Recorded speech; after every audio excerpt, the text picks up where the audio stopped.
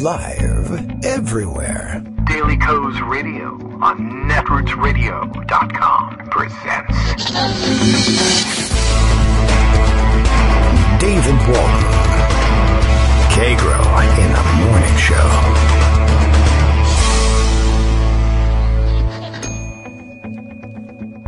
Now, here's David Waldman. Hey. Good morning, everybody. How are you doing? It is Monday, March 25th, 2019. You'll never guess what happened over the weekend. Yes, that's right. You did guess. I got that laptop. Is that something else? Everyone's yelling at me. What do you mean? Okay. There was something else that happened over the weekend. It's true. And some of it actually has to do with the news. It is, I guess we'll call it Mueller Report Monday here on the show, and pretty much on every show. We got to react to that. It came out sort of Friday. It came out in secret, and the weekend was the time during which Attorney General, that's what they call him, Barr, got to summarize it down to like 4 pages. And you'll never believe it. It says that Trump is totally innocent of everything, and there's no problem here, and everybody look away. And we all have to decide what to do about that. So there's there's all sorts of takes out there. We'll try and sample all of them. And I think we'll be able to do it relatively smoothly now, as there is a new laptop sitting here, although I noticed that the type is very small on this thing. And I went for the 15-inch display here, but it just seems really small compared to the one that I used to have. In fact, the whole machine seems pretty small. And as a matter of fact, part of that is it doesn't have it turns out not to have an optical drive in there. All right, so we're going to have to deal with all sorts of things, and including which is the news that something, our president, collusion, Russia, maybe yes, maybe no. Good reminder sitting out there for everybody this morning, and it looks like it has had an impact with a lot of you, sharing the Josh Campbell reminder that the Mueller report has not been publicly released. Don't crystallize your opinion of a document you have not read. That's probably a good idea. A variety of takes, as always, out there for everyone to consume. Everything from, I think, Jeffrey Toobin, who you could pretty much predict what he was going to do. Jeffrey Toobin getting on CNN, I guess, and saying this is a total exoneration for the president, to everyone else pointing out it's weird because Mueller says this does not exonerate the president. So we'll have some digesting to do. I'm sure Armando has plenty to say about it. I know Greg has all the stories rounded up. We'll talk about that. Armando, of course, you are more than welcome to join in. The rest of you, for that matter, are more than welcome to join in, and we'll try and read everybody's various takes on it. I have some thoughts about not so much the report in general as the situation they're looking at. So it reminded me very much, listening to the takes over the weekend, of something we discussed, probably not quite a year ago, about the political science view of what it was that Trump was doing, and was it something that we considered possibly to be a legitimate thing to do being done in illegitimate ways, or an illegitimate thing to do that they tried to do in ways that looked like they were legitimate, and that was supposed to fool us. Which direction are they coming from? And another one of our famous chicken and egg situations. Something to consider from everywhere. Armando does tell me that it was not 4 pages. 3.5 actually? 3 pages and half a page explaining the review release process, Rule 6E, etc. So yes, we'll certainly give you a chance to jump into the conversation and help straighten us out on the legalities. Greg Dworkin has put together his regular raft of stories, and I think just getting used to the new laptop and situation. It's all kind of weird looking, but I think we'll be back to regular smooth-ish operations. Thanks in large part, I guess in total, to all of those of you who have been making periodic repeating donations to the show or one-time donations to the show. You made it possible to not be crippled forever and go out and buy the equipment we need. You've reinvested in the show. Thank you very much for making it possible. I feel a lot better having at least 2 functioning screens and some place that I can read the stories, where even if they blow up with auto-playing video, It shouldn't create too much of a problem, and I don't have to fumble for every button anymore. Greg Dworkin is now here, according to the old way of doing things with a new computer. Good morning, Greg. How are you? All right. Well, that's not so good. I don't hear you, Greg. Is your mute button on by any chance? Is my mute button on? Oh, no. Okay. Well, let's see. It looks like... Here we are. There you go. Okay. I just saw it. You know what? Skype upgraded itself. And, mute button disappeared. Oh, really? Oh, did they move it to a new place? One of the new features... I can't look at my list of things I sent you and find the mute button at the same time. It's one or the other. Well, let's talk to you. And okay. I'll tell you what's on your list. There's a new feature that tells me when your mute button is on, I just discovered. How about that? Okay. Well, let's try this. Okay? All right. Watch that button. All right. You look good. And did it say that it was muted? No. Oh, okay. So I have a mute button on my microphone, which doesn't show up on your end. And then I have a mute button on Skype, which does. Okay. All I have to do is find it, which is hidden. Is that what you usually use? Okay. I usually use Skype, so you can know. Yeah, okay. Well, that's fine. You're not muted.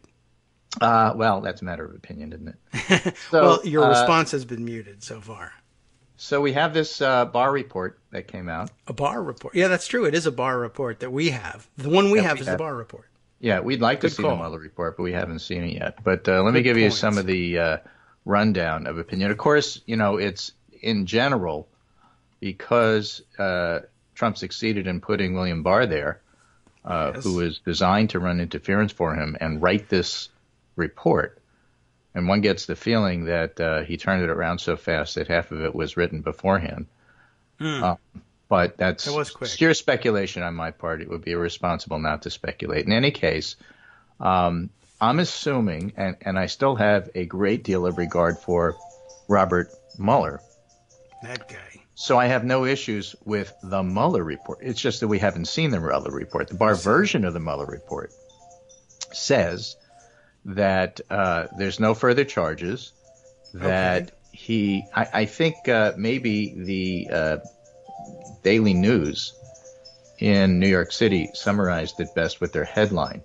They have a headline that says, Teflon Don, Mueller probe can't find collusion. Attorney General says report doesn't exonerate him. Okay. So Mueller looked for but couldn't find a chargeable collusion. I have to assume, we don't know because we haven't seen the report. And as far as the obstruction part goes, even in the Barr summary, it looks like what Mueller did is lay out, here are the reasons why you might think it was obstruction, and here are the reasons why you might not think it's obstruction, and I intend to give it to Congress, and you guys make your own conclusion. And Barr took that and said, well, I don't see any obstruction. Okay. I guess that's nice. So the Trump people, I think prematurely, are elated because they think that it completely exonerates him, which it doesn't. Right. Well, they would say it even if it didn't. Well, and it does say, I mean, Mueller says it doesn't exonerate you. So they, of course, are saying, guess what? It exonerates us.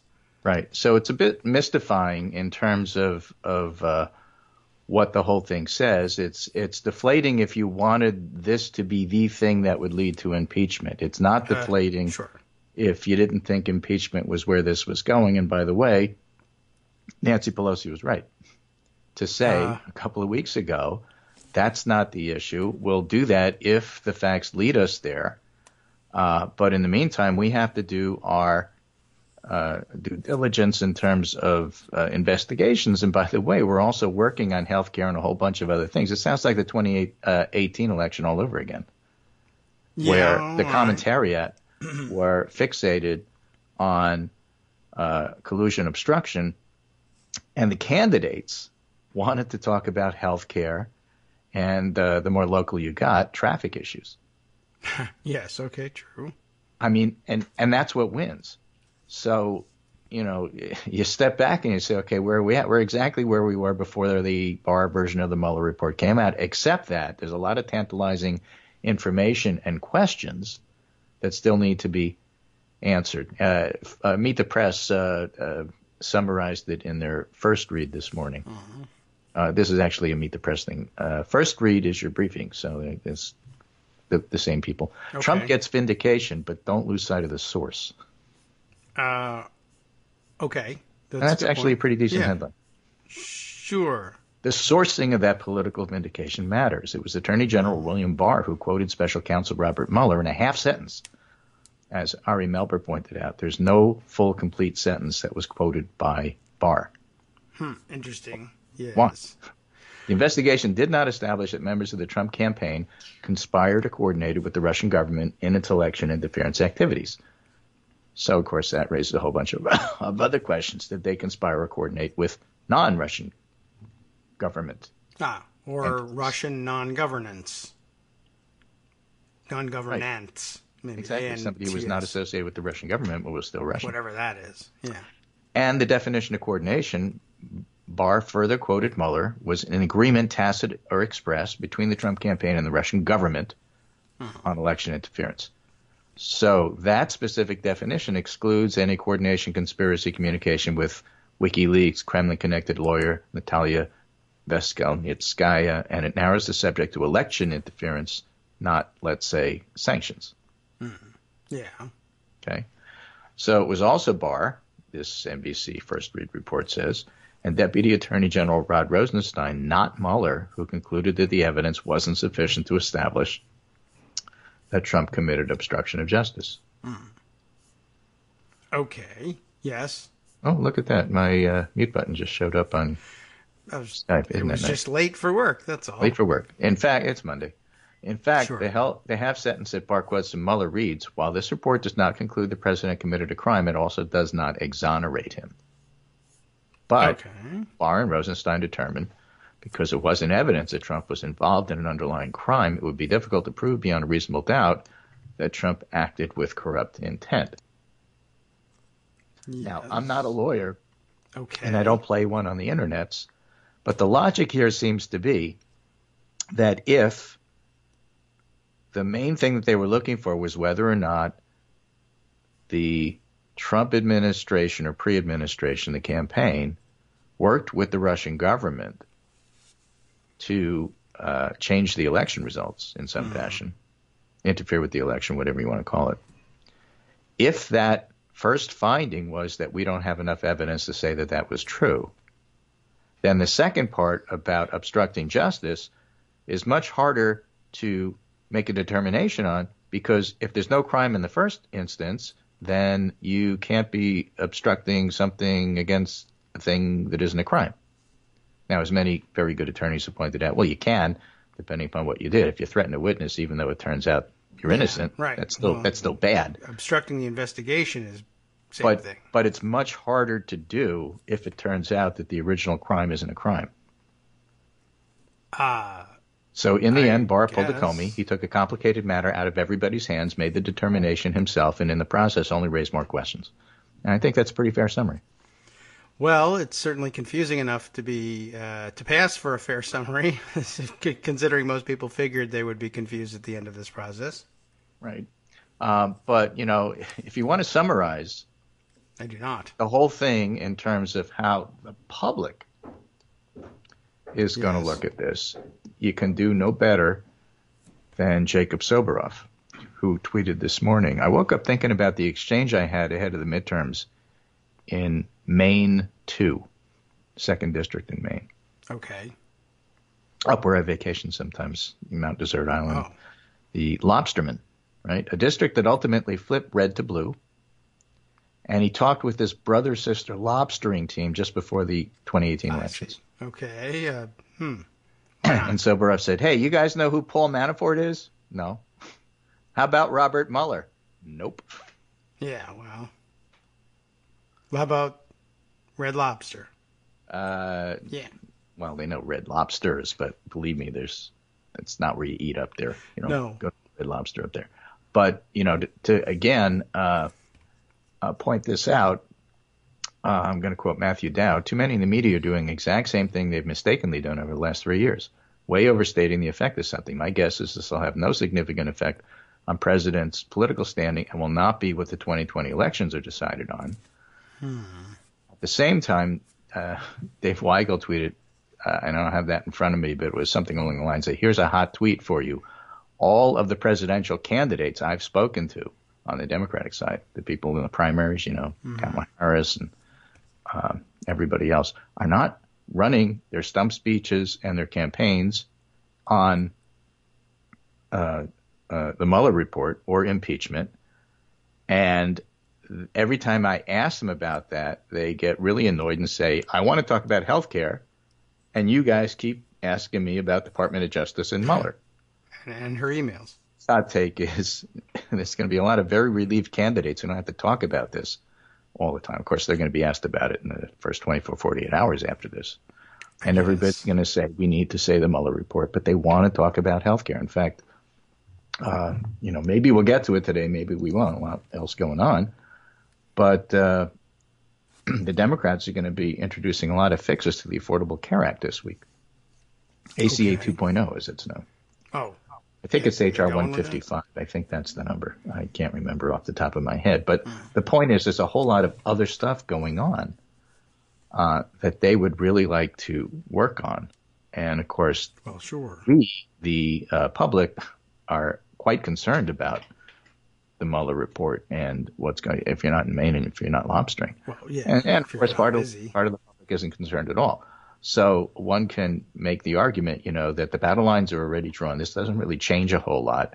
It certainly gives the Trump side lots of glee, but there's plenty of premature dancing in the end zone because there's still investigations, including Southern District in New York. In other words, what Mueller may well have done. And for all we know, he said that in the report. We don't know because we haven't seen it, that, he's handed off this particular question because it's of interest and beyond his scope to Southern District in New York, and that one went to Eastern District of Virginia, if there is such a thing. And then, that one went to the Northern Southern University of Hoople, and everything was handed off. Right.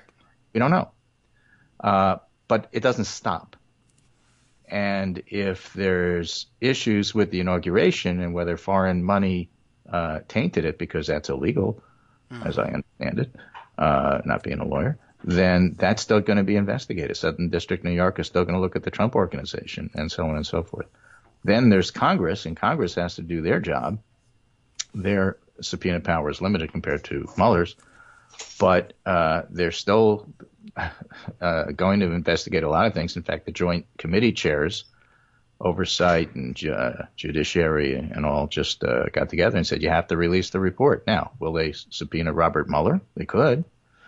And they could have him testify openly. And that may be helpful, and it may help to bring a little bit of closure in terms of what's going on, or it may not. We don't know. Because we don't know what's in the report. That is true. Well, we don't know. Do we know what's in ACA 2.0? Do we know that yet? We have a little bit. Charles Gaba has some, it's pronounced Gaba. Oh, okay. Sorry, Charles. Sorry. I was pretty sure it was pronounced Sorry, Gaba. Charlie. Yeah, I guess. What would we know about pronunciation? We're here to mangle. Yeah. So what is it? It's Charles Gaba. Gaba. Okay. Why is this not letting me? Because it's Gaba, and you said Gaba. You know why?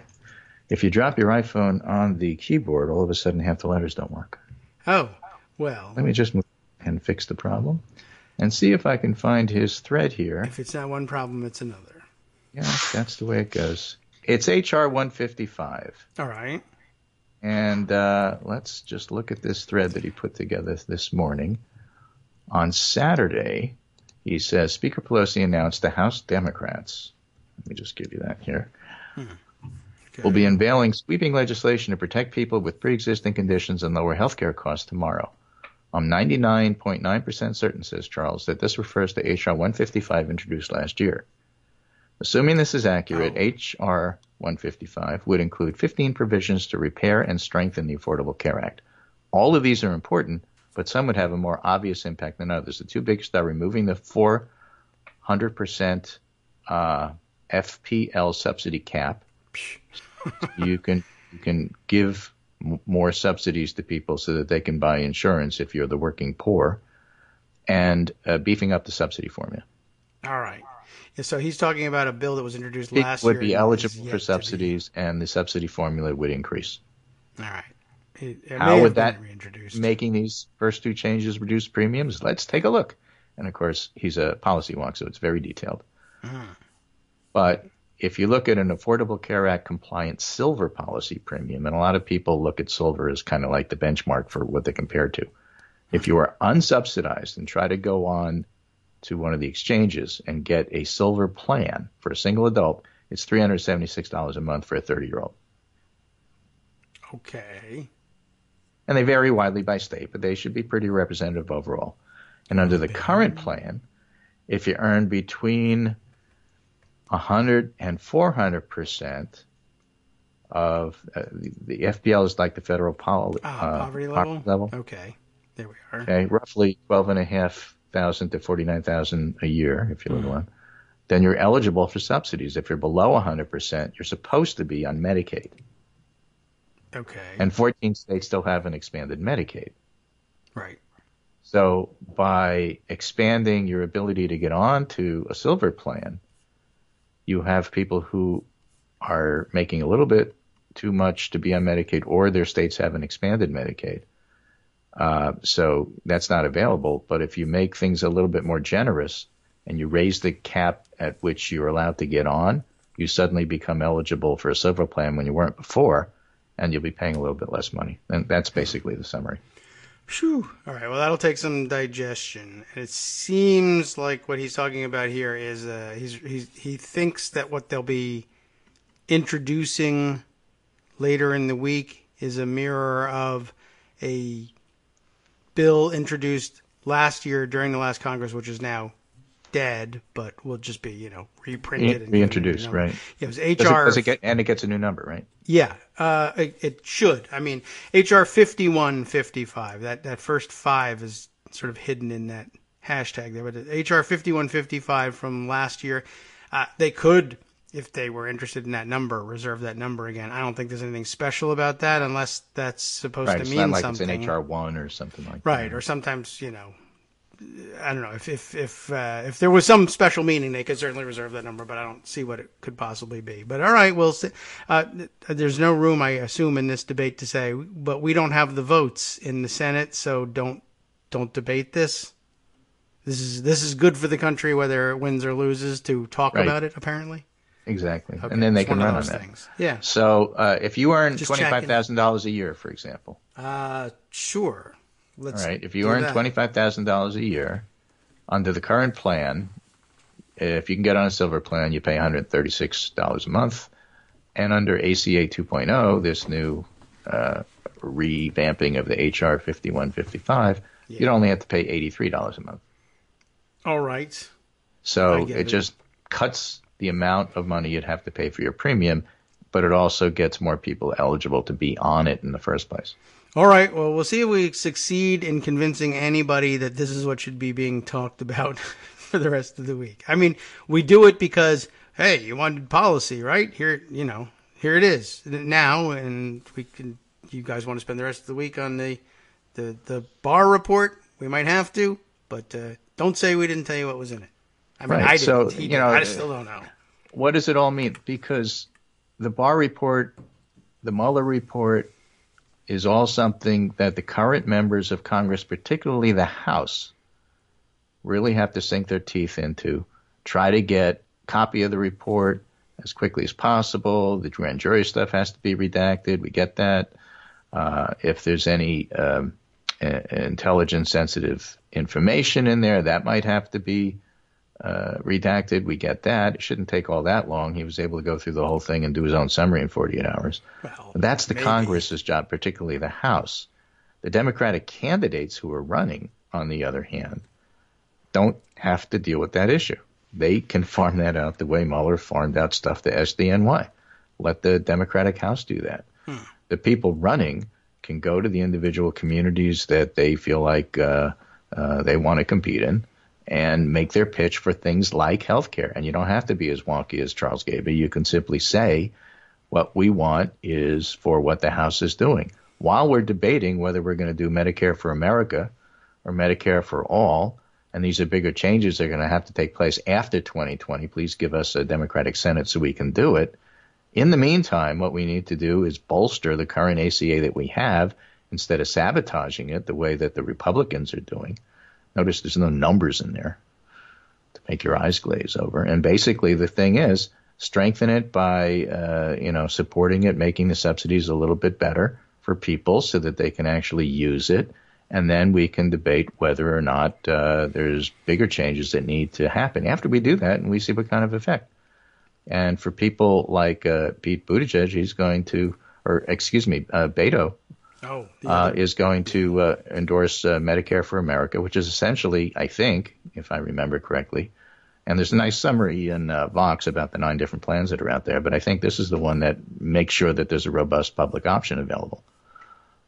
So that's not the same thing as Bernie's plan. It's not the same thing as Medicare for all, but it's a robust plan and a robust debate, and you get to talk about that while you're strengthening the existing ACA without making it go away. Yeah, if you can manage to get that, but you get to talk about strengthening the current ACA and then point at Republicans and say they won't do it. And well, you can talk about the fact that you want to strengthen available health care as is, support strengthening the Affordable Care Act while they're trying to get rid of Medicare altogether. Yes. Look at their new budget and look what they've done. That's true, although, we'll see whether that budget survives in congressional form on the Senate side. That won't survive, but then again, neither will ACA 2.0. You can't have it both ways. You get to talk about it either way. Okay, well, we can do that. And I don't know. Neither one is going to happen. That's right. We don't have the votes for either one, including whether it's impeachment or ACA, so we just really should basically be talking sports, I guess, for the next 2 years. We'll be right back. Hi, everybody. It's me, David. Let's change things up from the old fundraising pitch for just a minute and talk instead about how you can be a part of our show. If you've got a smartphone or any other electronic recording device, why not sit down and record a segment for us? Read us an important article and give us your take. Read one of your own original essays, or even just give us your commentary on something you'd like to share that's important to you. Then send the file to me at kagrox@gmail.com, and I'll try and work it into the show. Short segments, a few minutes in length, are easiest to fit in. And of course, I can't always guarantee that I'll be able to play everything, but if you've ever shouted at your radio or TV about something you wish was being covered, here's your chance to change that. Make the show your own. Send your submissions to me at kagrox@gmail.com.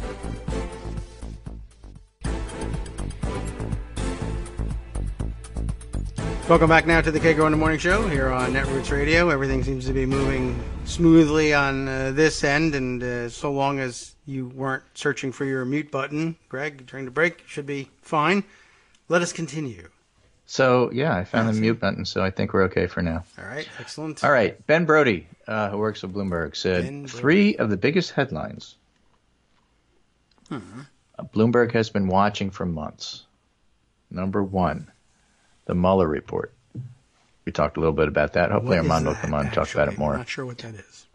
The inversion of the yield curve, because we're going to be walking and talk a little bit about policy. But essentially that means, we may have a recession on the horizon here.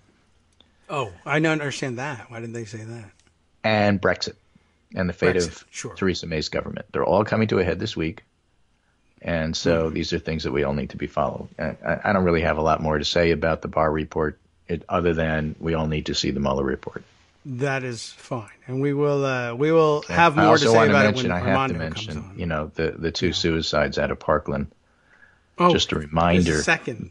There's a second one. Oh.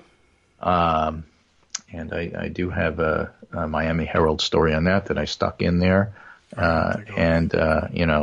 are suicide helplines and helplines and emergency lines available for anybody who is in that situation. I think any suicide story ought to start with that. But PTSD, post-traumatic stress disorder, is quite real. Well familiar with it here in Newtown, and needs to be taken seriously. And one of the things that Newtown did after the shooting at Sandy Hook is put together extraordinary resources for mental health for the community, which is just an absolute necessity. So I didn't want to leave that unmentioned. I'll leave that story for you to read. Right. Matthew Martin has hyperplanes on Twitter. Short thread on yield curve inversions. A yield curve inversion is when some short-term interest rates are higher than long-term interest rates. Okay. And that's unusual because a longer-term loan is riskier, all else being equal, so you'd expect lenders to demand a premium in exchange. But it turns out yield curve inversions mostly only happen shortly before recessions, and they're somewhat predictive. Oh. And then he goes on to explain why, but that's not the important part. Oh, the important I would part like to is know. that there is such a thing. Yes, that's and all it's I'll happened, understand. and the yield curve has, in fact, inverted. And that's predictive of a recession, although not when. All right. Is that in your Skype list? Or is that in your okay? That's in the roundup instead. It's in the roundup, but okay. I'll just give it to you so that you have it. Yeah, okay, thanks. I would like to know what is the reason that it is predictive of recession, because I don't know. That guy says it. I'm sure. I'd like to know so we can find out if he's wrong. Okay, so we'll give you a little bit of it. First, I'll do it later. You have to recognize that the long-term interest rates are essentially based on averages of expected future short-term interest rates. All right, I'm not going to get this. Right? You wanted it. Yeah. All right, wait a minute. I can read one. it. Okay, yes. The older view holds that recessions are monetary policy mistakes where the Fed has raised the interest rate too fast. When the recession happens, the Fed reverses course and lowers the rate so the long-term rate won't rise when the Fed hikes rates and therefore cause recession. But theory 2 says the Fed causes recessions theory, you really should have Arliss Bunny on explaining this, can explain some older recessions, but mostly doesn't work for post-1985. Still, you'd expect to see inversions predict recessions if there's knowledge in the market that a recession is coming. Or suspicion, okay? I guess, yeah. So theory 2 works like this. Traders can see evidence that a recession is coming, but there's a moment after they learn this and before the Fed has reacted by lowering the short-term rates. Traders expect rates to fall, but they've not fallen, and that's where the inversion comes from. So it's a moment in time where the traders seem to know more than the Fed does, or at least they can act faster, and that's not unusual. Possible. Yeah, okay. That much I can understand. I'll need to like sit and read that slowly. I'll call my son. He's an economist. He'll tell me what's going on. Yeah, call your son. Call Arliss. I'm neither a lawyer nor an economist, but I'm just saying it's going to turn out to be an important story. And then, of course, the third important story is Theresa May's relative collapse of support within her own party. And, in fact, everybody's acknowledging she doesn't have any support, but they just, like us, don't want to have a big leadership fight. Yeah, okay. So they're going to support her, but not vote for anything she wants to do. Right. I guess they could get rid of her, but then what would they do? Which is why we have an exit, no exit, Brexit, Mexit. Yeah, and big demonstrations over the weekend, as I understand it, and a lot of... I'm a simple kind of guy. The simple thing to do would be to just have another plebiscite. And I think that's what give it to the people, asking make it the people's vote, and the people can say, you know what, you kind of lied to us, and we didn't really do our homework, and we didn't really know what was going on when we voted to leave. Maybe this was all a bad idea, and we should step back and take our time and think about this. And of course, the leavers don't want that because they want to say we won, and now you're just trying to interfere with the results of the election. Yes. Very Trumpian, right? Sure. So we can get that. And the problem, of course, is in the Labor Party. That's Labor with a U. Right. Where Jeremy Corbyn has been a very indifferent supporter of Remain. So for whatever reasons, he's not a big fan of the European Union. And that doesn't help Labor give a united front about, no, we have to do this. Although recently they said, yeah, you do. Now, there's lots of reasons why simply leaving is a bad idea. Economic collapse, the border between Northern Ireland and Ireland sparking another round of messy fighting, all sorts of things. and economic issues there, because right now there's pretty much free transport between Ireland and Northern Ireland, but Ireland is its own country, and Northern Ireland would no longer, be part of a general bloc like the EU that allows people to go back and forth. So you have to do something about the border. And the border issue is one of the big predominant reasons why leaving is held up, because they didn't really think this out. Yeah, well, okay. We'll see whether they get another chance at it. I could see, I understand why the Leavers would be upset in having another by the vote, Leavers. The Leavers are in power, so the Leave Brigade so get to decide.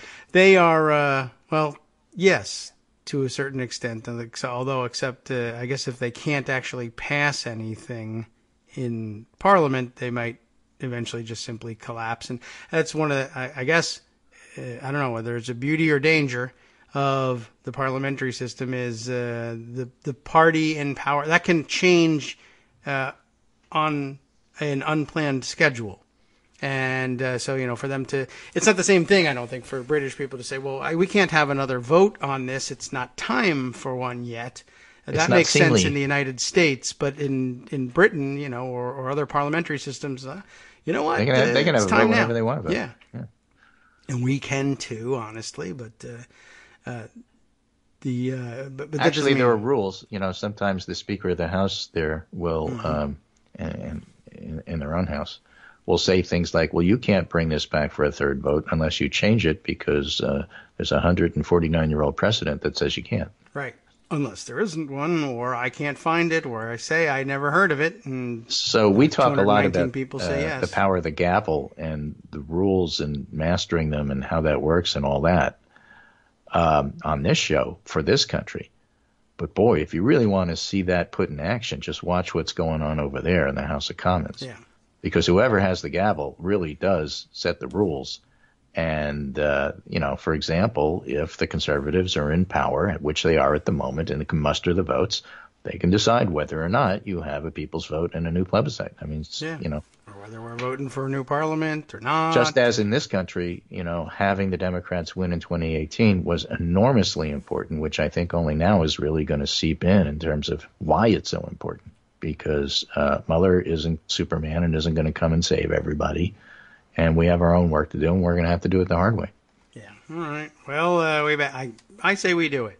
I say we do it. I say we continue to do what we were doing and work on policy on the one hand for the candidates, but for those already in power who have administrative duties, constitutional administrative duties, in fact, in the House and oversight. They just have to do what they have to do.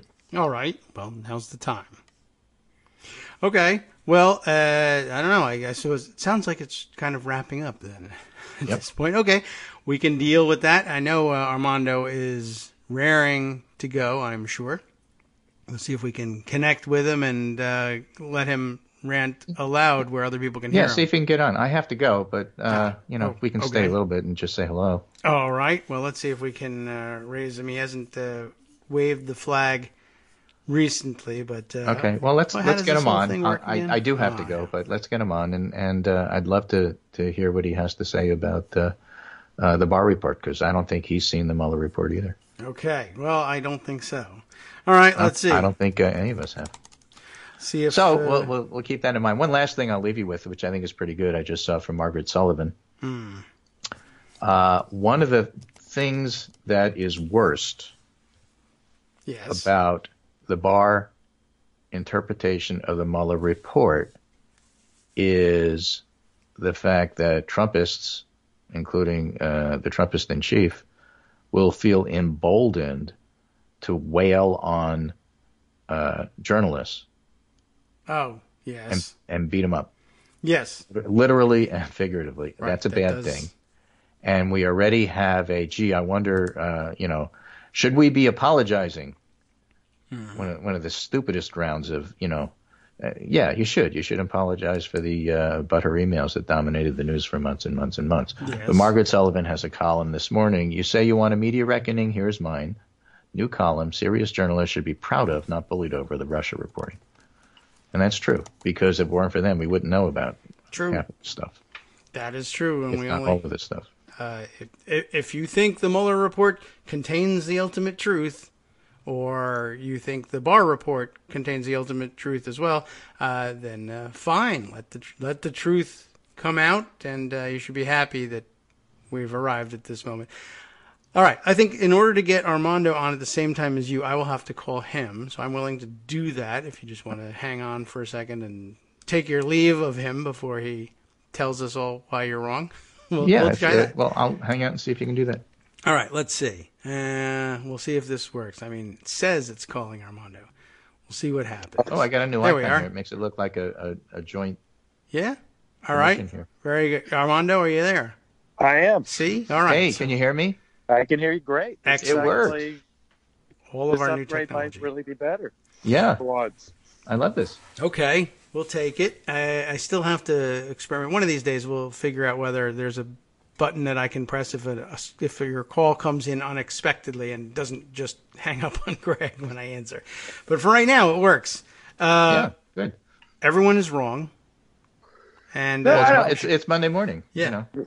Well, everyone's right and wrong as always. But there we go. the one thing I It's thought, improving. I think it's understated. I mean, I don't disagree. I jokingly said Greg is wrong, but no, Greg isn't wrong about anything he said this morning. I will take issue, not that he was wrong, but I think he's overlooked one point that I think everyone's overlooked. What's that? You know, the definition of coordination that Mueller used Yeah.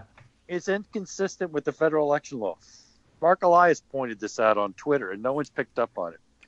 The what do we definition requiring a tacit or express agreement to find coordination is expressly disavowed by the federal election law that's pertinent here. Oh. Well, that's Like you could a coordinate. It's illegal to coordinate even if you don't reach an agreement, I see. according to federal election law. I think it's an interesting point. I think it takes people should be looking into it. Just on the basic collusion issue, because there clearly was coordination. I don't know if everybody agree. You know, was there a handshake deal? I think there probably was a tacit agreement. So I'm actually kind of curious how Mueller came to that conclusion. That's why we need to see the report as the basic bottom line. I think the weird part though is that even Barr made it fairly clear that there's some dispute over the obstruction piece of it, but he made the Russia part of it sound unambiguous, and we only have his word for that. Well, I think he probably skirted within the line, so it's very likely that Mueller said, I don't have enough to charge on this. Yeah. Which is different than exoneration, by the way, but that's okay. I don't have a charge. For better or worse, when Comey came out and said, we can't charge on this, he said, nobody, based on the evidence we had, has ever been charged for this. That's an exoneration. It's, to me, not anywhere like that. This is an unprecedented situation. And I think in some respects, while Mueller has experience, obviously, as a prosecutor, I'd be curious to know if he ever prosecuted any election law crimes. There aren't very many election law crimes that are prosecuted. So it's not like there's a wealth of expertise in the field. And in fact, the people who know the most about that stuff are actually two election lawyers that happen to be Democrats who have written about this a lot, Mark Elias, who I've just mentioned, and Bob Bauer. Yes. And I'd actually like to hear their take on it. Because remember what the underlying crime, we say collusion and conspiracy and blah, blah, blah. I guess you can focus on to defraud the United States stuff. But and if you look at the charges against the Russians, the indictment it's really just a show indictment. We're never going to get those people in court. Mm-hmm. But my recollection is he didn't indict for violating the election law, which is really, to me, a central piece of this. I mean, what was this? What was this but a conspiracy to attempted to coordinate with a foreign power in violation of election law. Now, what other criminal law was implicated? Well, the Russians hacked, right? So they violated other laws as well. They hacked the DNC, they hacked Podesta, they did all the other things they did. Okay. But if they were Americans and didn't hack, and all they did was just spread disinformation as Americans, Yes. that wouldn't have been a crime, unfortunately. I don't think. Possibly not. Well, that's an important point, but it's one of many questions that this thing leaves open. You know, part of the charge that everybody was expecting is that Mueller was going to talk about who he prosecuted and who he didn't, and the important why he didn't. Well, I also think Barr closes off all of that by simply making his own summary, which is one of the major reasons why we need to see that report. Yeah, we don't know and that's fair. Listen, there is an argument for people besides Trump and the Trump campaign not being named publicly if they weren't charged. Yeah, I mean how high that goes up? Does that include the president's family? Maybe, maybe not. I don't know. I think the big problem I have is, okay, he didn't. Trump is clear, but what about Trump Jr.? And what exactly was the scope of the investigation? We don't. That letter was really inadequate and rushed. And this is an argument I had this morning with Randall Eliason, who's a very good criminal law professor. But he was like, well, you know, there was nothing wrong with Barr doing this in less than 48 hours. You know, he was relying on Rosenstein, who's been there every step of the way. And I don't find that a credible argument. Because two things. Number one, Barr had to make an independent decision. He chose not to recuse himself. If he wanted to leave it to Rosenstein, he could have left it to Rosenstein, but he didn't. Okay. And to say, well, Rosenstein and I agree, well, that doesn't solve the problem for me. Because the ultimate decision maker was Barr. And how do I know how Rosenstein reacted when Barr said, I don't think we should charge it. We should put that in a letter. What Rosenstein said, oh, yes, boss, I think we should. I mean, those dynamics are kind of hinky. And the rush to do it before the weekend was out, it's pretty incredible. I actually have a lot of criticism of the way Mueller did some of these things. In particular, and I don't know if Greg touched on it in detail, but the idea that he wasn't going to render his own judgment on the merits of whether Trump should have been charged for obstruction of justice is just, that's a dereliction of duty. Why would I have a special counsel if the special counsel's not going to make the decision, or at least make his judgment? If the reason was because, look, we have a standing policy of not indicting sitting presidents. Well, then how can that not be in Barr's letter? But that's Barr, not Mueller. And that's, again, it's hard to make the criticism if you haven't seen the report. For all we know, Mueller explicitly wrote, because of those, I'm listing these and I'm giving it to Congress. Strategically, of course. So simply, but in fact, that appears to be what he was trying to do. That's what reports say he was trying to do. So the thing to do, I would guess, is for Armando to bash him mercilessly for not doing it. And if he didn't do it, then Armando's right. And if he did do it, then he'll feel either compelled to speak up, or someone else who eventually reads the report will say, hey, this Barr characterization of a major portion of the Mueller report is just absolutely wrong and backwards. And well, I'm going to summarize and leave with Mimi Rokas. You know what? We really need to see the report. I think that's the basic bottom line. Thank you, Greg. There's no way we can escape that. No way around it, and everyone knows it. And I don't think even Barr, for the moment, denies that. Oh, I'm worried about this 6C stuff, but let's let Greg go, because I have other things I'd like to say, if that's okay. Certainly. Yep. Take Greg, care. Thank you very talking much. to you, and I'll be back Wednesday, but keep going, guys. All right. Well, people will probably be talking about this Wednesday as well. Thanks, Greg. Yeah. They will be talking about all yeah. But We'll continue. let's get to that basic point, though, Okay. of what Mueller actually did on the obstruction charge. I would hope, but reporters don't tell us what they do. But the obvious question that should be posed to the DOJ this morning, last night even, was this. Wait a second. You said that Mueller didn't take a position. Did he explain why he didn't take a position?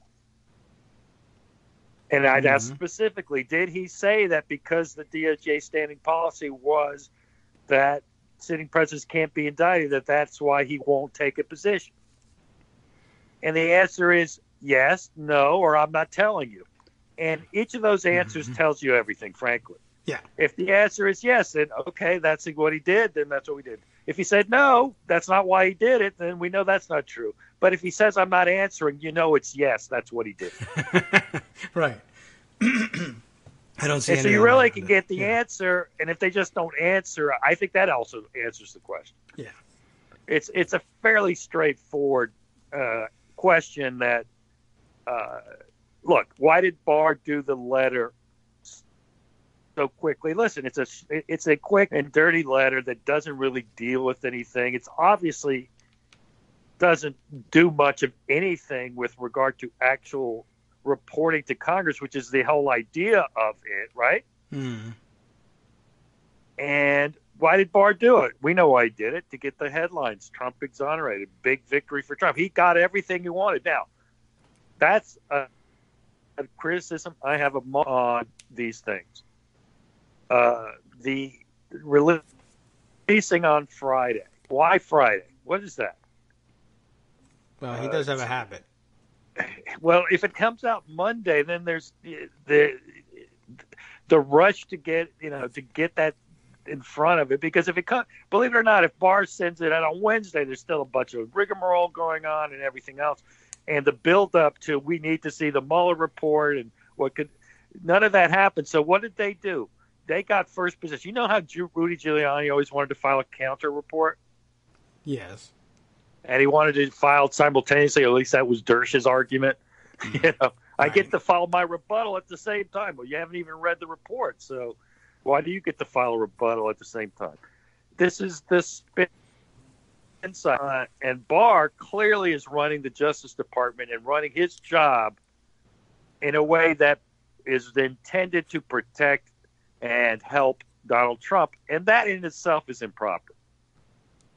And it's why he should have been recused. Although there was just never going to be another. There's wasn't never going to be happen, another get me wrong, attorney I'm just general. saying, but right. It goes back to the 19-page memo he wrote saying that you can't charge the president with obstruction of justice. Yeah. He had prejudged the case. It was obvious. He said, well, I didn't have all the facts. But wait a second, this isn't even about the facts. This is about your legal theory of the case. So you prejudged it. In theory, listen, everybody prejudges everything. So I think these whole recusal arguments are sometimes stupid. But just classically, there was a problem. I also think that there's a fundamental problem when the president's named attorney general makes the decision on these things. So that's the whole idea of a special counsel or an independent counsel, that the person, you can't trust the sitting Justice Department because they are conflicted. More than in any other administration, this is a DOJ that answers to Trump, to the president. We used to have the norm of separation, right? Mm-hmm. But we don't anymore. Right. Yeah, so that goes there. Now, without knowing what's in the report, I don't know what's going to happen on obstruction of justice. But I actually am much more interested in the coordination side of this, because I know Trump tried to obstruct justice, whether it was criminal culpability obstruction of justice. The guy yelled witch hunt and everybody should be fired every day of the year. Yeah. And he's the president of the United States, everybody's boss. Right. I mean, who are we kidding here? It was obstruction of justice in plain sight. Yes. I mean, it was. He admitted for anybody that else, he fired Comey to end the investigation. My God, that was the most amazing part of the weekend. I think it was contained mostly to Saturday, and I think mostly because people's jaws fell off and they didn't know what else to say about it. But there was a huge contingent of Republicans and conservative-leaning journalists and commentators who spent all of Saturday saying, the biggest mystery of this whole thing, the biggest myth of this whole chapter is this crazy idea that Democrats came up with, that Trump admitted to Lester Holt that he fired Comey because of the Russia investigation. I watched it 100 times, and I don't even know what part of it you think you're talking about. That was Britt Hume, obviously, with Kevin Cruz, who really destroyed Hume by citing Britt Hume. Yeah, that was the worst part. It's like, I mean, I was like, at first I thought, oh God, this is going to go on forever and it's going to be inconclusive because, Cruz is going to say, this is what was said, and Hume is going to sit there and say, but that's not what it means, and they'll go back and forth. And it ended pretty quickly, or should have anyway, because he was like, how about this tweet, Britt Hume, where you say, oh my God, the president just admitted he fired Comey because of Russia to Lester Holt. But that's the world we live in. But look, the spin and look, the gaslighting got gaslighted. One of the other strange developments, and it got shot down, I think. Yeah. Pretty. Oh, it's time. I hear music, so yes. I guess we're on the break. Well, we're not on yet, but we got about 15 seconds to wrap up. And when we come back, we'll continue on that point and I guess pick up from there, and we'll continue on. This is the biggest story of the day.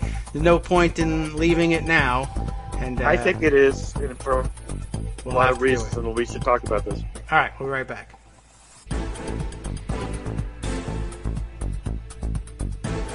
Welcome back now to the Kagro in the Morning Show here on Netroots Radio. Armando is still with us. I do have some housekeeping to take care of before we jump back into the conversation.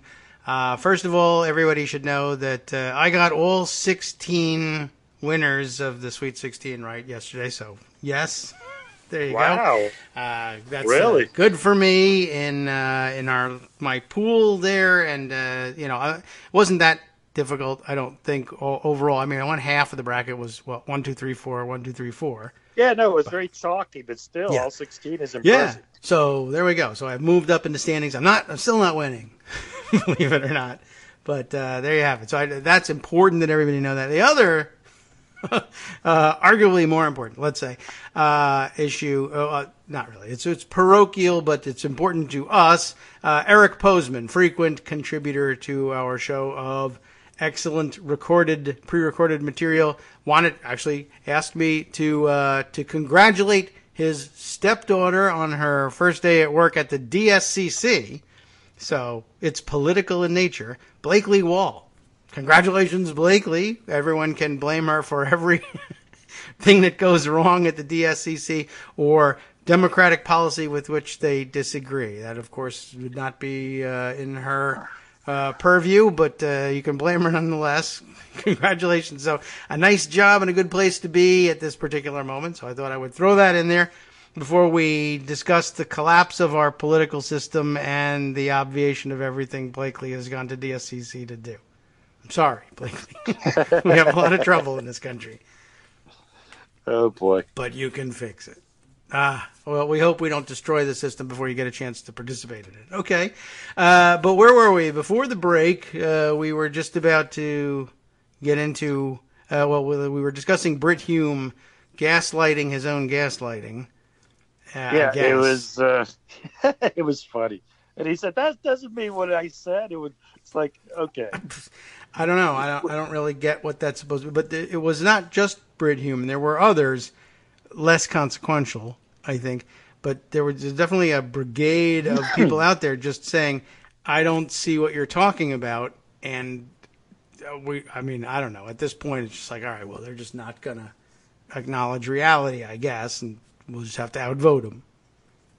Well, we're going to have to do that. And actually, that might be a nice segue as to what it means. What does it all mean? And I think Greg talked about it a little bit. And that is, what does this mean for 2020? Trump is exonerated. I do think that helps him. I think people who say it doesn't are being silly. I know, oh, well, 2018 was about health care. And I know 2018 was about Trump. And 2020 will be about Trump. Yeah, if he's And not in yes, there are handcuffs, other it'll help issues, him. and everybody should talk about them. But let's not play stupid. This has an impact, and it absolutely helps Trump in 2020. It seems to me. Maybe you That's disagree. likely true. No, I don't think so. I mean, Trump is a guy who, if he is not in handcuffs, it helps him. And if he is in handcuffs, he says, "Look at me, I shouldn't be in handcuffs." And with his base, that helps him. It's just they're just they treat him like a mythical god, and so with the base, there's nothing you can do. As for the rest of the country, yeah, I mean, basically for the vast majority who are casual observers at best, minus the lobstermen of Maine's 2nd District who have no idea what's going on, but they would be included in this group. I don't see anybody dragging the president away, so I guess it's all good. Well, I mean, I get what you're saying, and that's base stuff. But I'm actually talking about, even the more casual voter. Oh, look, it really was all a witch hunt. No, I think I meant to be talking about the same thing. If they don't see somebody cuffing him, then must mean there's nothing wrong here. Right, and I went to that as a problem in the coverage, which is we were also just about to talk about. I don't know if you saw Michael Calderone's already. Oh, it's time for a self-reflection on how we covered the story. This time we're going to get that. We haven't even seen the report yet.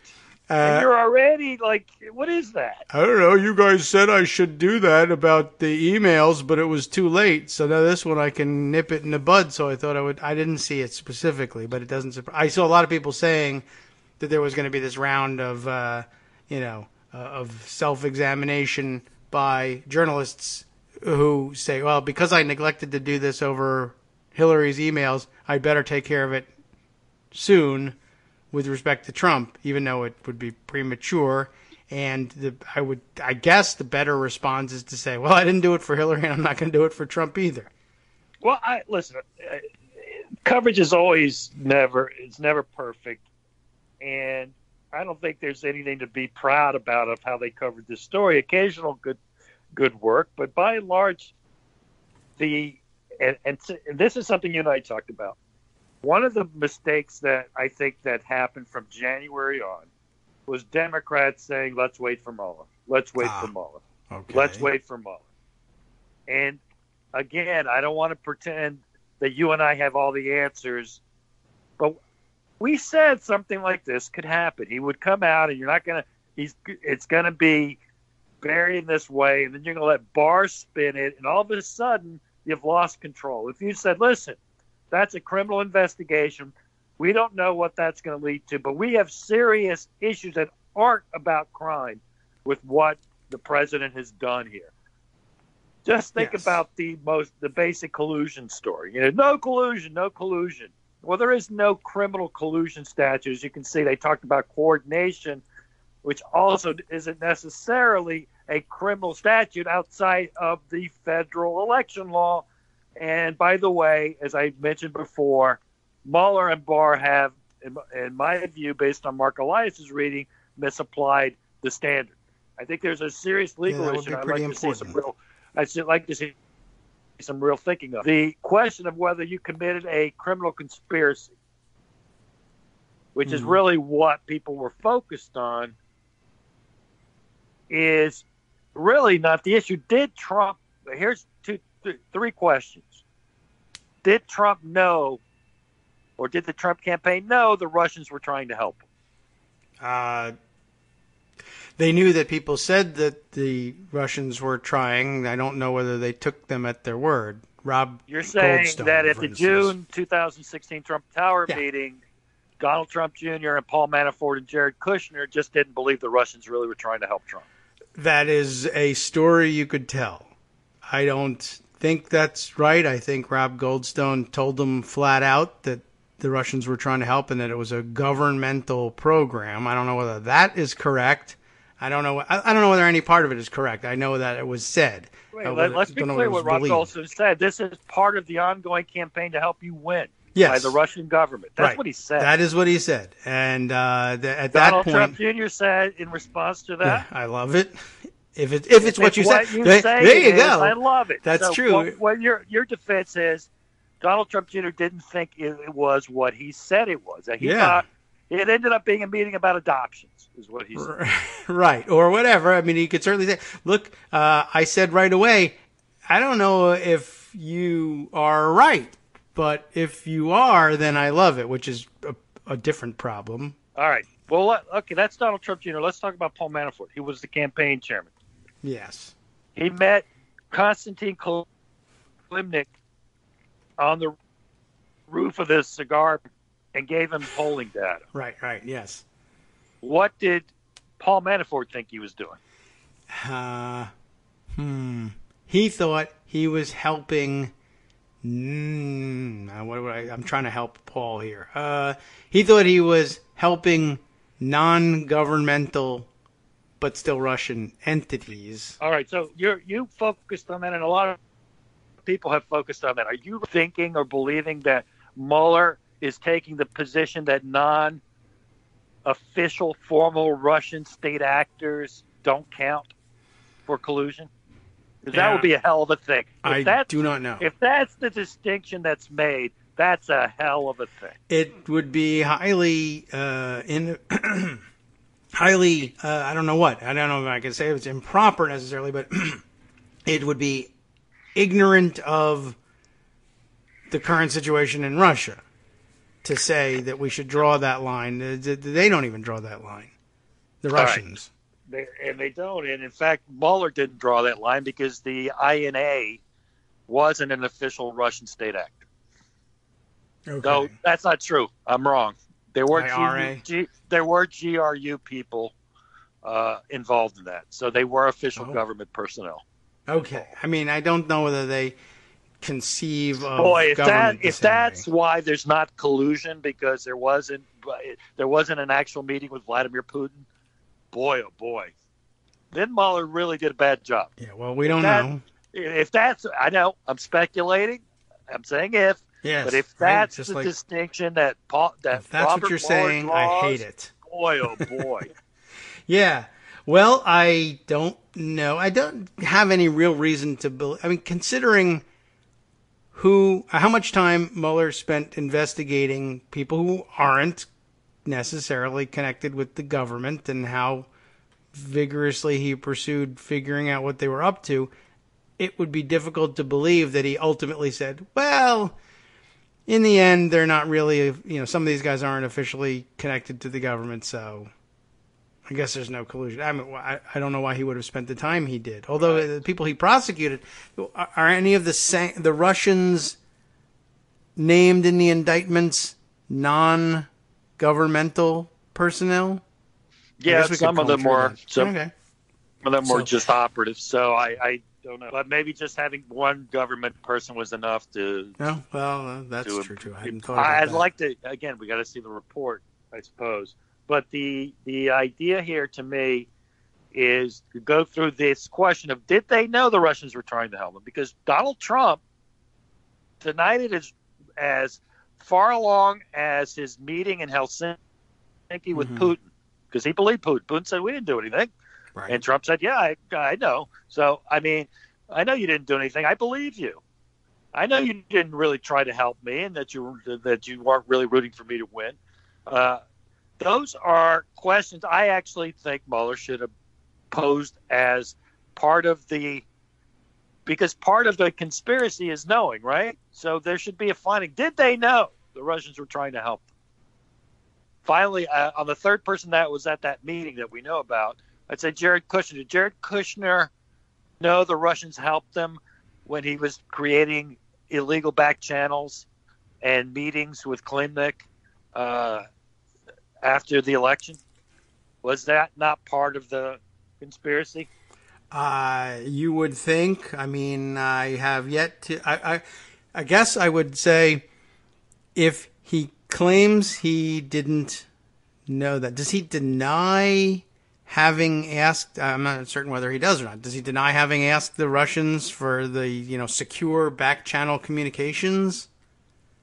He's never answered under oath, as far as I know. Yeah, I mean, I would like to know, like, for instance, if you didn't know the Russians were helping you, what would possess you to approach them out of the blue before you were in power, before you were elected, and after, and ask for them to give you back?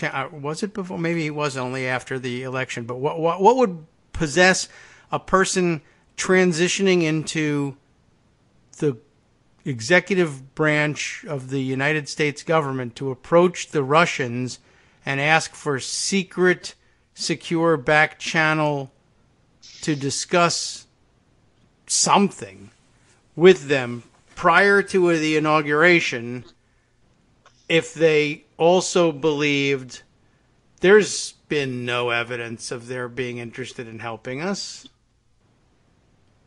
Unless, I guess it's to say, unless it's to say, well, eventually I'm going to be in the White House. He's going to be the president. We need to talk about things that the United States and Russia ordinarily talk about, but I can't do that yet because we can't conduct foreign policy until Trump is inaugurated. But I really, really need to get a head start on something super important. And so therefore I want to hide it from the United States government so I can do my homework early. I doubt Jared Kushner ever obsessed over getting his homework done early, honestly. Yeah, no, I mean, my point is, to me, it's hard to think that there was really a point in time when the Trump campaign and the people in it didn't think the Russians were trying to help them. So there's knowledge of that. You would think. And they told them they were trying to help. And they would help them. If you give me this, I'll give you that. The issue on this, whether it applies or not on coordination, which is express or tacit agreement, is, okay, first, to have an agreement, you got to know somebody's offering you or doing something. I think that's got to be a finding. So the second question is, what evidence do we have that the Trump campaign said, okay, sounds good to me, what do you want for that? We don't know. Yes. We do know that there were, again, I don't know how you get around and this is something that's in a pleading. The campaign chairman met a Russian operative on a roof and handed him polling data. Yes. That's evidence of coordination. Yes. I mean, in the United and States, it isn't some coffee boy. It was the campaign chairman. Are they saying he was a rogue and did it on his own? I don't even know how that works exactly. I don't know why it would work. It wouldn't. I mean, in American campaign finance law, forget having Russians. If the campaign chairman meets on the roof of somewhere or anywhere, it doesn't matter what the location is, but it doesn't help if it's, on the roof of a building. But you meet with somebody and hand over polling data, that's coordination. If you handed it to the head of a super PAC, you'd be busted. That's it. That's the end. That's the beginning and end of the crime. I mean, we don't do anything about that crime in this country. There is not that very problem, often, but no. okay. But is it illegal coordination to give somebody the polling data? Yeah, of course. Obviously, on its face, it's exactly what they meant. So I'm just curious about what would constitute coordinating, and the idea. And this actually goes back to Elias's point: coordination, tacit and express agreement. I mean, first of all, I think the act of intentionally coordinating is an agreement or tacit evidence of it. Mm-hmm. So what did Mueller do with that evidence? I don't know. So finally, 3, assuming you approve all those things, does that constitute a crime? And what's the standard for that crime? What crime was it? Now, was it crime to defraud the United States? I never understood that crime that well anyway. Mm-hmm. So I don't know. But I did study a bit on the election law stuff, and that's a crime. Yeah. I'm a little befuddled by the legalese of what Mueller, and this is not speculation, it is in Barr's letter. You can look up how he defines coordination. Now, you'll also see that Barr doesn't cite the election law for that standard for coordination. So I have a basic question. Did Mueller do right on the law? I don't know. We have to see his report. Yeah. But I think that Barr's letter, look, everyone wants to, say Barr did this, Barr did that. I think at some point you got to look and see what Mueller did. Now, that being said, all of these things should not have been left to Mueller anyway once we took the House. That was the whole point. And one of the things that has bothered me from January. Mm-hmm. So wait for Mueller. Let's wait for Mueller. And they talk about it in terms of impeachment. Yeah. But I wouldn't even have talked about it in terms of impeachment or anything. You are the oversight body. You have subpoena power. This deconflictation or whatever that word is. Mm-hmm. I don't care about deconflictation. You know why? Guess why I didn't care about deconflictation? Let me tell you why. Robert Mueller was never going to be allowed to indict Donald Trump anyway. Okay, There was an announced DOJ policy. Why do I need to deconflict? For what? There's not a criminal prosecution that's going to happen. I mean, if he was thinking of indicting Donald Trump Jr. for something or other, fine. You can put him aside or whatever.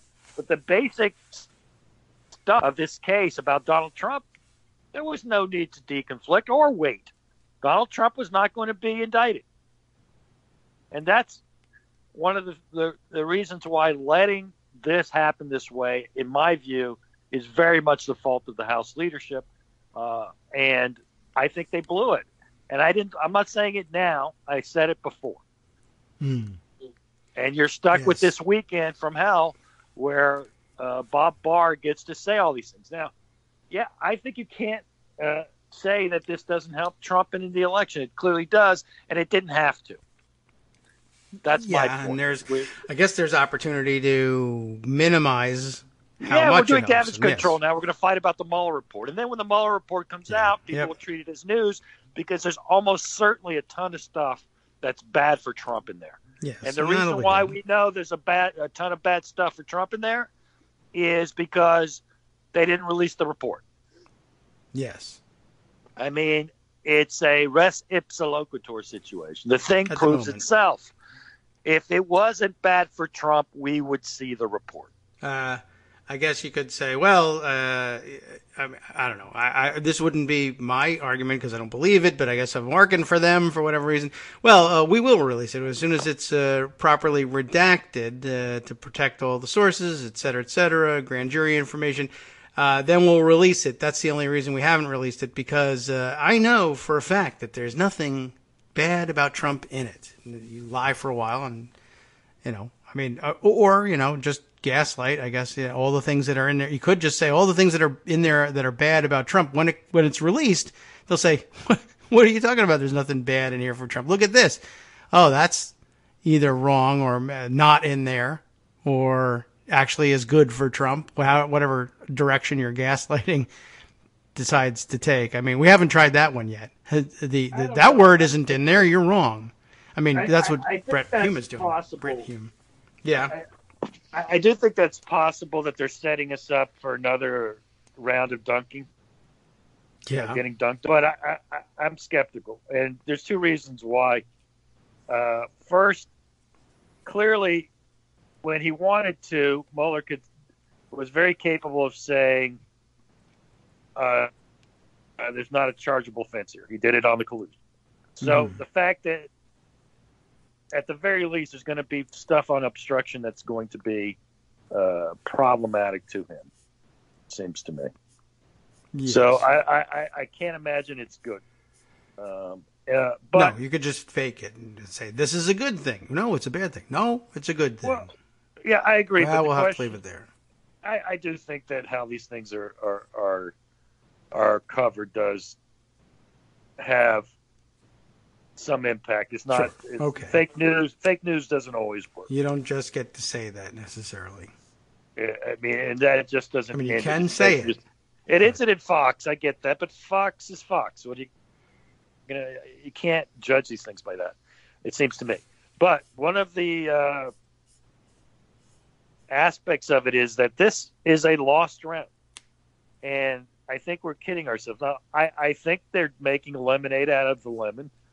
Where's the report? Where's the Mueller report? We're going to make a big fight about the Mueller report, and the reality is there's not a great argument for not releasing the report. I'm very curious to see the 6E information argument where it leads, because 6E is grand jury information. What was presented to a grand jury. Okay. So I think there's two aspects of that. Just because something was presented to a grand jury, does that mean that's it? I'll analogize to something here for you, which is attorney-client privilege. You can't privilege something by telling it to a lawyer. Let's say there's something, a document that really hurts you, and you give it to your lawyer. That doesn't make an attorney-client privilege. The document has an independent creation of it. A grand jury testimony, one would think, only is protectable as something that only was generated within the grand jury, it seems to me. And that most likely would be testimony. But you know what? We'll see how that all turns out. The final thought, and I'm going to give you 30 minutes to do other things with your show, because there are stories. Yeah. But the one positive thing about Mueller is he ended it early, that whatever damage he's done to us, and he has damaged us, is something that we can overcome. And it's funny that you talked about the reverse yield curve, the inverted yield curve rather, as signs of recession, because at the end of the day, if the economy tanks a bit, that's also going to be something that helps. And basically what most people think about Trump is pretty much locked in anyway. I just think that it was a sad episode in many ways, and not the least of which is that Democrats kind of blew it, in my view. Well, yeah, I never liked, I think we were both in agreement at the time. No, wait for Mueller. Never. Why are we waiting for Mueller? Who's this? We don't know what Mueller's going to do. Yeah. And the problem was I think we did, but we were just guessing.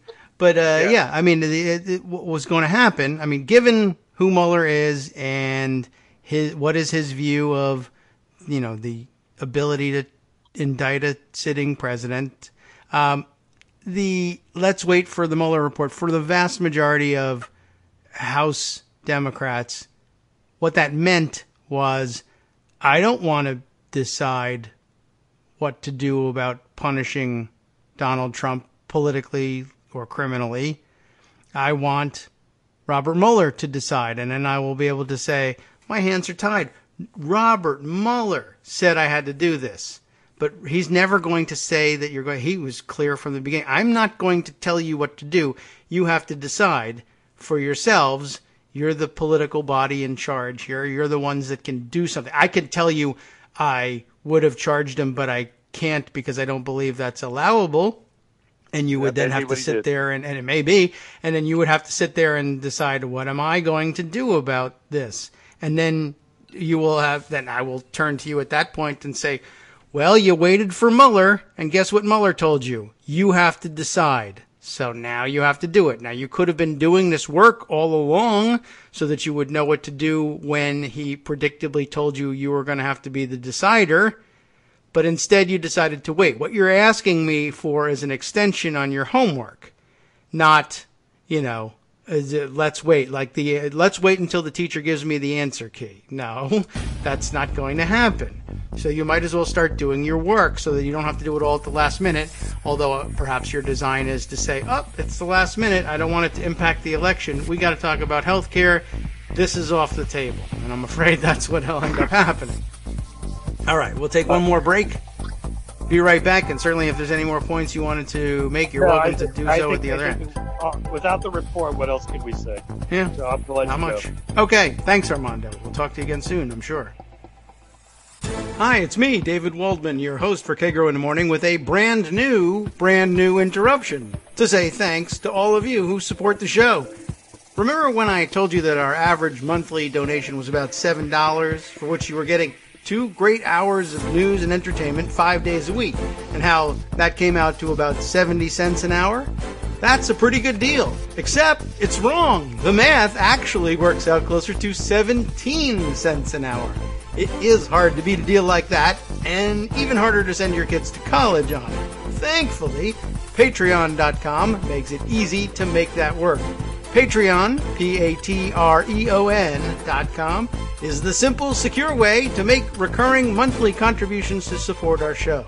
Just search for me or the show name on the site, and they make it easy to crowdfund the show so that the power of our numbers can keep the show going for just a few bucks a month. Once again, thanks so much for all your support.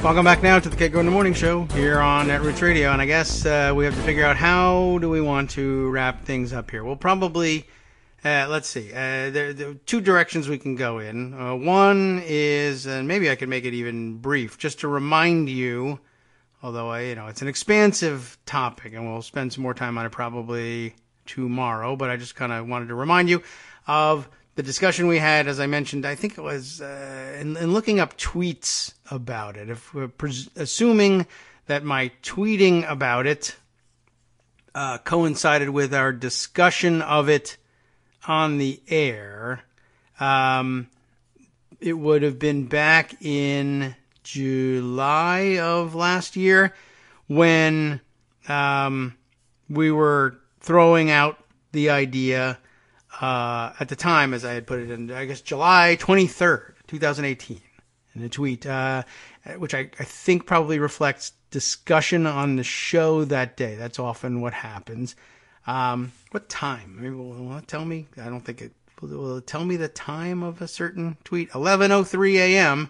So that indicates to me that that's something that I frequently will do if I've discussed something on the air and I want to get it in writing somewhere, to tweet right afterwards. So we should go back and check the July 23rd, 2018 show, asking on Twitter, what if the bizarre transnational white supremacist alliance, and it is bizarre, but transnational is an important point. What if this is all aimed at laying the groundwork for an actual overt political union between countries ruled by white, quote, nationalists? I don't know how you have pan-national nationalism. That was one of the problems we discussed with in Reifowitz the other day. But what if this transnational white supremacist alliance is aimed at laying the groundwork for an actual overt political union, like the United Arab Republic, politically unified, briefly, Syria, Iraq, I think, and Egypt? Like, you just say, this is a new country here. And then, you say, screw it. It's not, a little bit like Brexit later on, right? European Union, they never really said was a country, but it's a political union. And then people jump in, and I guess now out, possibly, of it. It's not the most stable kind of entity in the world necessarily, although Europe has done relatively well with it for a short period of time. I mean, I guess arguably you could say the United States is one such entity. They were originally free and independent states, the 13 original colonies, and they decided to unionize politically right from the beginning, really. It was the only way to make a viable, underwrite a revolution viably, although even that didn't do the trick. We needed outside help. Anyway, the point is, what if something similar were really actually afoot here? I don't know that there really is, although there's occasionally glimpses of evidence that might be the case, but it represents a sort of political thinking that I think is probably too sophisticated for Donald Trump. And by the way, which I think if he were presented with it outright, he would probably say no to. And no, he still is, for better or for worse. And I guess maybe in this sense, it could be a good thing to be an America firster and say, no, there's no way I would ever agree to overt, honest to God, open political union with Russia or some other collection of white nationalist states. But, you know, and Putin may very well know that and say, yeah, okay, well, I don't have to have it be overt. It can be covert. How would I pull such a thing off? Well, you might do it, for instance, with coordinated policy decision-making happening in a continuing series of no staff allowed closed-door summits. I'm having a summit with the United States, and the United States is having a summit with us because that is what the United States and Russia frequently do. They have summits. That is not unusual in international relations. It is unusual to throw out all the staff except for Putin's translator, for instance, and close the doors and say none of you are allowed to know what goes on. But it is, I guess, to Muellerize the question, is it illegal? It's unusual. It is bad for national security. It is bad for a number of things. You ought to be ashamed of yourself for doing it, but he's not. And it also creates enormous opportunities for compromising the United States' position on everything, and that's why it's bad for national security. But is it illegal? Can you stop the president from saying, I understand the risks, and I tell you I do not care? Get out, close the doors. But Mr. President, I think fair warning, we all know that you're about to take explicit instruction from Vladimir Putin about what United States policy going forward should be, and that's an enormous danger to the country. I know, but I don't care. This is my prerogative as president. I opt to do this. If you don't like it, you can impeach me. If you think you can turn it into a criminal charge, you can try to arrest me, although the Department of Justice has a position about that. You might change their minds. I don't know what is possible for you to do. But for now, the answer is get out and close that door.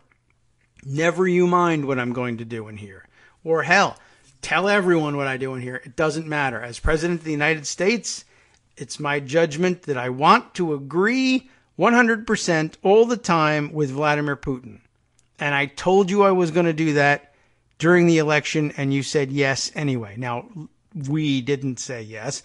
Most of the people of the United States did not say yes. But the Electoral College, let's say, was unwilling to say no for whatever reason.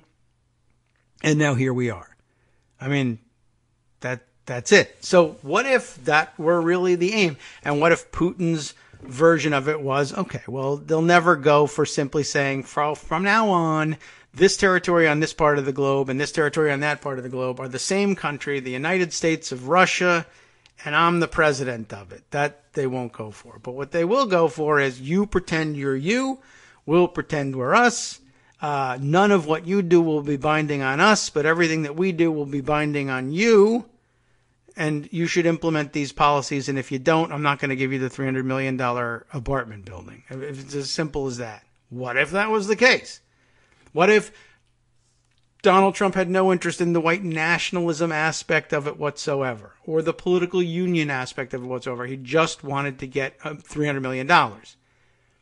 And in exchange for that, he was willing to take those directions. Would that be illegal? Well, the quid pro quo would presumably be illegal if you could prove it, but would the policy direction itself be illegal? I can't find anything that says it would be, unless there's some obscure thing I'm not thinking of or don't know about. Now, that thought continued in July by saying, note that America's white, quote, nationalists are already fine with the position that Russian interference in our elections is a good thing. Remember that about the time last year, they had gotten around to, well, there's no collusion. No collusion, no collusion. You're the collusion. And if there is collusion, collusion's a good thing. We got to that point. That was overtly done. Now, of course, across an actual political union, as I mentioned, Russian involvement in our elections wouldn't be illegal at all. It would simply be participation in the political process of this newly annexed territory, the United States of America, or Crimea, or whichever one you want to talk about. How would that work, this transnational nationalism? Well, it would be a very dumb name for it, but that's all. How would it work? I did pose this question. Is it any dumber on its face as an idea than federalism must originally have sounded to, and still sounds to me today? Quite honestly, when you really get down to thinking about it, our version of federalism. Well, all the states are independent and sovereign, but they're not, because they also have to answer to the federal government on some things, but really all things. And in fact, it's an ever-expanding list of things, except when it comes out badly for Republicans, in which case, no, then states' rights. Quite honestly, is that not as dumb as the idea of transnational nationalism? I'm a nationalist, you're a nationalist. Let's unite our countries in our love of nationalism. What? Okay, I mean, federalism is really honestly no dumber. If you can make it work, it is no dumber. I mean, I don't know if arguably we haven't made federalism work either. So where we left off with that one was, by the way, on top of all of this unworkable plan, is that at bottom you are now saying world government to own the globalists. Yes, so a political union between Russia and the United States to show you stupid globalist libs who's really got it going on. Also contradictory, but also what they're doing. So I don't know what to make of it. Now, this morning, in thinking about what was going on in the Mueller report, and let's see, how do we launch this round of thinking? For instance, I don't know who said it first, but a lot of the reaction of basically, hey, there might not be a crime here with respect to collusion with the Russians. In other words, there were people now reaching to the conclusion based on, I think erroneously based on, the Barr report of what's in the Mueller report, which would be awfully premature to do this. But if you thought that Barr was telling the truth about what's in the Mueller report, and the Mueller report was in fact asserting that there was just simply no crime to charge somebody with on the question of colluding with the Russians to, elect Trump president and to have him implement sanctions relief or some other broader pro-Russian policies, and there are several. Would that be an illegal thing to do? No, and people reaching to the conclusion, ultimately the president gets to make certain calls about what our foreign policy direction should be, and it could be terrible, but you have to allow him to do it, and you can visit the consequences on him later, electorally or in impeachment or whatever. But that's what presidents do. They decide what will be our political stance towards Russia. And though no one ever imagined prior to Trump the idea of electing an American president who would say, yeah, I'm like members of Congress who don't want to make a decision and instead say, let's wait for the Mueller report, on the question of what should we do about Crimea, or what should we do about Brexit, or what should we do about anything, I am waiting for the Putin report. Vladimir Putin will tell me in one way or another what he wants me to do. But that's crazy. You're sacrificing the interests of the United States to the interest of the Russians. Well, the Russians are dangerous people with whom we might find ourselves at war if not for my overt signs of continuing cooperation. And war is bad. Don't you dislike war? I'm so good at the military it'll make your head spin. And I know that war is a bad thing, even though they think it's a good thing. But see, I know more than the generals. I told you that in the campaign too. I said I knew more than the generals. War is bad. War with Russia would be disastrous. The only way to avoid that, in my opinion, which is wrong, is to do whatever they say. I mean, That's stupid. That's terrible. That's exactly the sort of thing that electing an amateur idiot as president was likely to lead to, that everybody was afraid it would lead to. Yup. Oh, and now what? Yeah, now what? So, I mean, now that people are sort of waking up to the realization that, the president of the United States, by design, gets a lot of leeway to do even stupid stuff, even, dare I say, traitorous stuff. Now, there we would run into a problem, possibly, but we'll get to that. So this morning I'm thinking, after all of that, what about repeating the idea of what if this transnational white supremacist alliance thing was about overt actual political union? Well, that seems far-fetched, but let's say this. Another way of reaching the same conclusion as many of the people are, many analysts with hot takes are reaching, and I don't mean to overtly align myself with the hot take havers, but if it's possible that the Mueller report conclusion on collusion, if you will, is that there's just not a chargeable crime when the president decides that he wants to take all his cues from Vladimir Putin. Another way of reaching the same conclusion as political union, or that there is no collusion, or whatever lies in between those two assertions, is to say that it's not collusion for the president to simply desire to adopt Russian policy as our own, or Israeli policy, if you think that's the one we're adopting, or anyone else's, Saudi policy, some combination of the three or the five, or Chinese policy. I don't know how many inputs they have running here. But for the president to simply desire to adopt policy that he's being handed by people he thinks are worthy of listening to, Kim Jong-un, for some reason, appears to be among them, well, it's the president's prerogative in this constitutional society to adopt his preferred policy wholesale from anyone he wants. That sounds crazy, but, substitute Russians with something more normal sounding, like my national security advisor or my presidential aides, all of them together, collectively. That's what normal presidents do. Normal presidents adopt preferred policy wholesale, either from their aides or through some combination, some synthesis of their thinking and their aides' critical thinking. That's the way it was meant to work. But who says that those aides can't be Vladimir Putin and friends?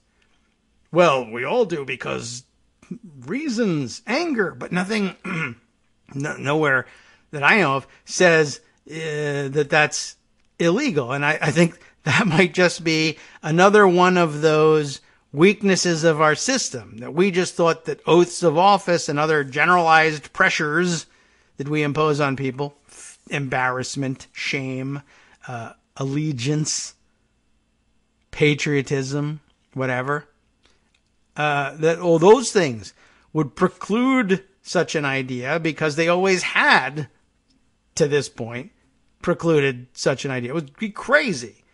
Making it illegal in itself either never occurred to us or just seemed unnecessary. Now, maybe we also thought that surely the illegal kind of opting to use your prerogative to make Russia in charge of, de facto in charge of our foreign policy or whatever, or domestic policy for that matter. The illegal kind of political union of the minds here would be marked by some identifiable quid pro quo that someone would be able to prove, and that would be the crime. In other words, why did you decide that Vladimir Putin's advice on this and all issues was the advice you wanted to follow? And if the answer is, I just think he's got good ideas, and I mean, I guess this is how to escape the crime. You could say that. Don't listen to me, Donald. I don't want you to hear this part. Turn your ears off. I just think he's the smartest thinker in the world. Might not be a crime there. in the traditional sense. Maybe we needed a typical, untraditional kind of crime. Maybe we need to think about things differently. But if the answer is because he said he would give me $300 million if I did it, well, then there we have something. That's a quid pro quo, and you've admitted it now, and now we can prove it, and that's illegal. That's a crime. We got you on that one, except for the fact that we can't charge you because the current thinking in the Department of Justice, for whatever reason, and we've discussed the provenance of it and the propriety of it and what it would take to overrule it. But currently it says, yes, one of the other things we grant the president is the right to not be indicted, particularly for policy decisions, while in office, even if the policy is made in exchange for a $300 million payoff. Yeah, to date, yes. Now, we never thought that was going to come up. And now that you say it, it makes me think that was a bad policy, no indicting the president. And I might try to look for wiggle room to deal with it. Or I might be stuck. And I might say instead, yeah, what you're going to have to do here is use the remedy you're given by the Constitution, because that still counts. The Constitution is still a thing, apparently. You're going to have to impeach him, and then he's no longer president, and then you can indict him. Or you're going to have to wait it out and see if you survive till he leaves office, assuming that the end of his term comes and he doesn't say, yeah, the Constitution of the United States no longer really operative. We, in fact, have a political union with Russia. Russian Constitution controls here, and my term isn't over. Well, that would be pretty surprising, but, all of this is surprising.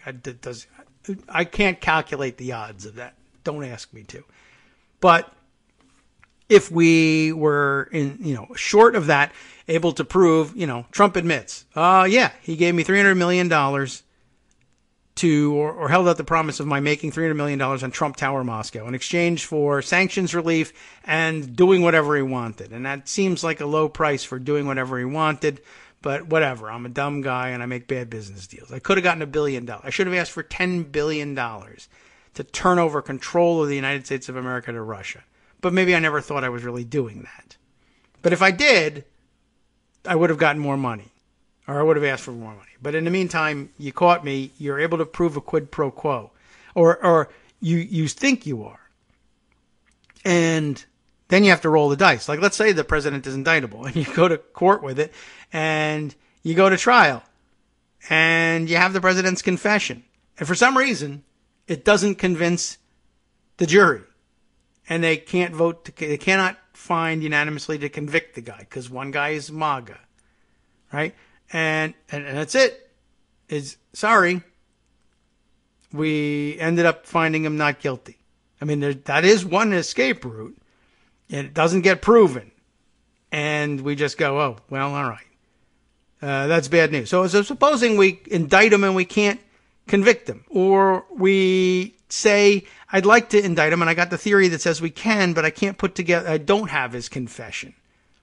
Or I do have his confession, but I also have his denial of the confession. And, well, we'll just have to leave it there, ladies and gentlemen of the jury, and they can't make up their minds what to do.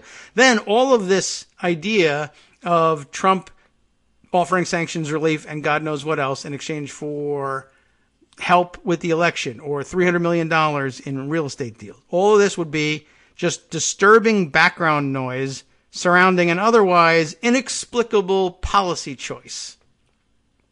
On the other hand, that inexplicable policy choice, could that in fact just be plain old treason? Does treason cover it? I cannot explain for any other reason why the President of the United States closed the doors, kicked out all his aides, kicked out everybody, even the translators, and took dictation from Vladimir Putin and decided that our policy in the United States on Crimea, on sanctions, on Syria, on, for all I know, net neutrality, are going to be dictated to me in a series of closed-door meetings by Vladimir Putin and his emissaries. Is that treason? Well, we got another problem. Just as I couldn't convince a jury, technically, that beyond a reasonable doubt we had this guy on the quid pro quo problem, the bribery charge, essentially. Well, you're going to point to me to the Constitution and say it's still operative, so, which is why we aren't, I don't know, which I guess is why he's still president and we still care. So you're going to point me to the Constitution and say, sorry, treason is defined this way in the Constitution, and it's levying war on the United States or giving aid and comfort to its enemies. And he is the president, and he has the power to tell us who our enemies are and who aren't. And he says the Russians aren't enemies, and there isn't a war going on. In fact, it's his position that the reason he's doing all of this knuckling under to Putin is to keep us out of war. So there's no war going on, if you take that part literally. Could you try to redefine war? Well, there's information warfare going on, disinformation warfare going on, cyber war going on. Yeah. I mean, will that cut the mustard? I don't know. It should, but will it? I don't know. That presents its own difficulties. In other words, saying, well, the crime here is treason. He's simply turned over the keys to a foreign government. Well, if you don't think the treason charge sticks because Constitution, well, then I guess we're stuck. We'll just have to scratch our heads and wonder why that president wanted so badly to cede policy control to others. Unless, of course, you decide instead, I can't charge him with treason, I can't indict him, or I tried indicting him and I couldn't make it stick. We're going to have to use the political mechanism we gave ourselves in the Constitution to declare him no longer president. Could we go that direction? Well, I don't know. There's an election coming and health care. I mean, I would hope that by the time we reach that point, if we were to go through this entire exercise and think there was any real merit in it, I would excuse you from concentrating exclusively on ACA 2.0 at that point and say, we should deal with this. Because I guess there's no point in thinking that even if you were able to pass ACA 2.0, that it would remain permanent law and in effect and be executed faithfully by the guy who took an oath of office but turned it over to Vladimir Putin. Has he done any of this? I don't know. I can't explain a whole lot of what he does. Will Mueller charge him with this? No. But it's a useful, I think, thought exercise. It better be, because I wasted the whole last half hour on it, and we can really get back to more concrete thoughts about this situation tomorrow when we read, my other option was to read Marcy Wheeler on all this. I suspect that a large part of what she had to say today will be better developed tomorrow anyway, but if not, we'll return to that. But I think this is a useful thought exercise here in the weird constitutional gray area we find ourselves in. It's mind-bending enough to ponder whether or not the man can be indicted, whether we can stay within the rules but bend them just enough to indict him, to ponder whether what Mueller is really doing here once we find out what's in his actual report and not in Barr's.